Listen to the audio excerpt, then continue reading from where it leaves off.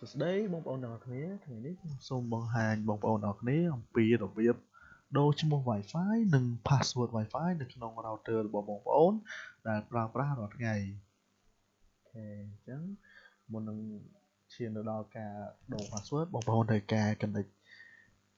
ឧបករណ៍របស់បងប្អូនដូចជាទូរស័ព្ទឬក៏ laptop ហ្នឹងជាមួយនឹង Wi-Fi សិនអូខេបងប្អូនចូលមកអូខេដោយសារតែកុំព្យូទ័ររបស់ខ្ញុំគឺបាន connect ជាមួយនឹង Wi-Fi រួចហើយអញ្ចឹងអូខេហើយយើងចូលមកកាន់ browser អញ្ចឹងយើងចូលមកជ្រុំក៏បានដែរអូខេអញ្ចឹងខ្ញុំសូមខ្វែងចុះសិនអូខេអញ្ចឹងបងប្អូនចូលមកដោយសារតែmodel router របស់ខ្ញុំគឺ TP-Link 940N អញ្ចឹង IP របស់វាគឺ192.168.0.1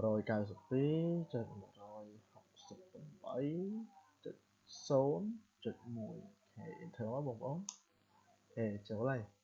អញ្ចឹងនៅកន្លែងនេះវាឲ្យយើងវាយ username និង password អញ្ចឹងជាទូទៅ username របស់វាគឺ admin password ក៏មានដូចគ្នាដែរអូខេអញ្ចឹងយើង enter ចូលហើយអូខេឥឡូវចូលហើយអញ្ចឹងជាទូទៅដើម្បីបងប្អូនដូរឈ្មោះ Wi-Fi បងប្អូនត្រូវចូលពាក្យ wireless អញ្ចឹងនេះបងប្អូនឈ្មោះ Wi-Fi របស់ខ្ញុំគឺ ACC ហើយបង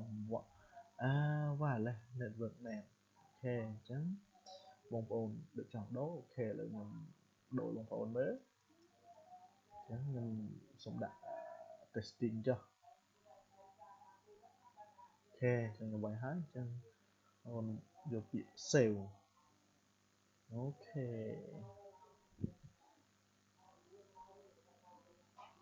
អញ្ចឹងពេលដែលខ្ញុំ save ហើយគឺ Wi-Fi វានឹងដាច់ដោយសារតែយើងបានដូរឈ្មោះ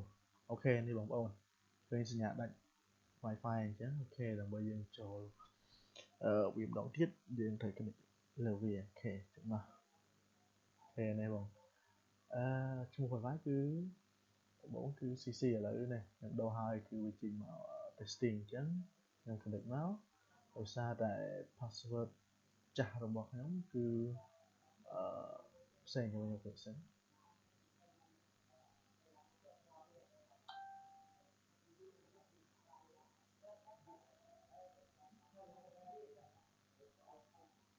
អូខេឥឡូវវាកំពុងតែ connect ហើយអូខេឥឡូវវាឲ្យវាយ password អូខេអញ្ចឹងខ្ញុំវាយ password សិននេះគឺជា password ចាស់ពីមុនមកហើយបងប្អូនមិនមែនជា password របស់ testing ទេគឺ password របស់ ACC អញ្ចឹងដោយសារតែខ្ញុំដូរឈ្មោះហើយ password គឺនៅដដែលទេអូខេអញ្ចឹងខ្ញុំបីហើយខ្ញុំនឹកវា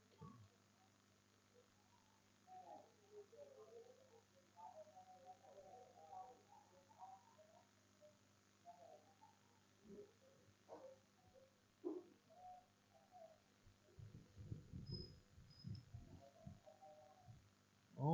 ខេ incorrect password សូមម្ដងទៀត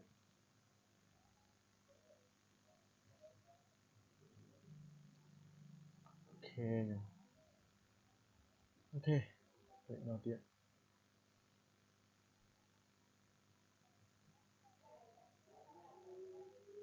អូខេឥឡូវចូលហើយបងប្អូននេះWi-Fi គឺ testing អូខេអញ្ចឹងដើម្បីបងប្អូនចង់ដូរ password គឺបងប្អូនត្រូវចូលពាក្យថា wireless ហើយយកពាក្យ wireless security អូខេអញ្ចឹងបងប្អូនមកមើលមកគឺ wireless password នេះគឺ password ចាស់បងប្អូនអញ្ចឹងគេថាបងប្អូនចង់ដូរ password អូខេបងប្អូន select មកអញ្ចឹងហើយខ្ញុំដាក់ password ឲ្យស្រួលចាំចុះ1 2 3 5 6 7 8អូខេ password 1 2 3 4 5អញ្ចឹងយើងយកពាក្យខាងក្រោមមកគឺពាក្យ save អូខេបងប្អូនពេលដែលខ្ញុំ save ហើយគឺវាដាច់ Wi-Fi ដោយសារតែ វា incorrect password អញ្ចឹងដើម្បីយើងទៅម្ដងទៀតគឺយើងត្រូវវាយ password ថ្មី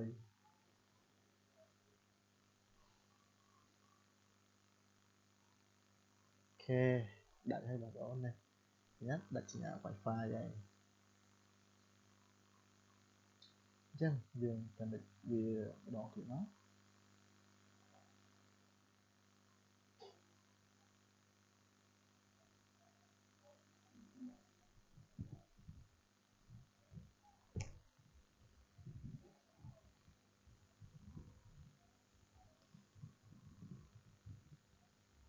អូខេអញ្ចឹងបងប្អូនវាយ password ដែលយើងដូរមុនហ្នឹងមក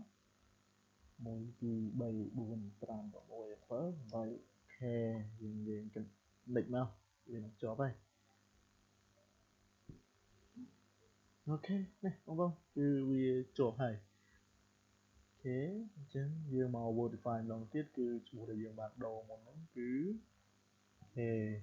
testing នេះគឺឈ្មោះ Wi-Fi ហើយ password គឺយើង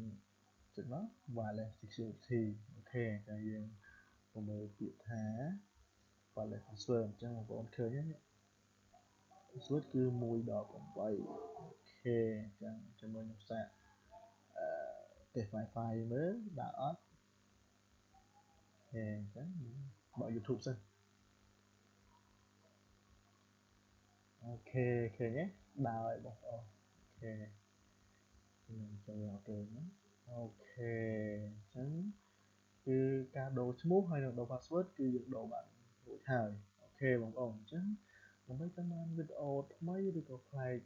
ទៀតសូមបងប្អូនជួយ Subscribe Channel ម្នាក់មួយផងអរគុណសូមជម្រាបលា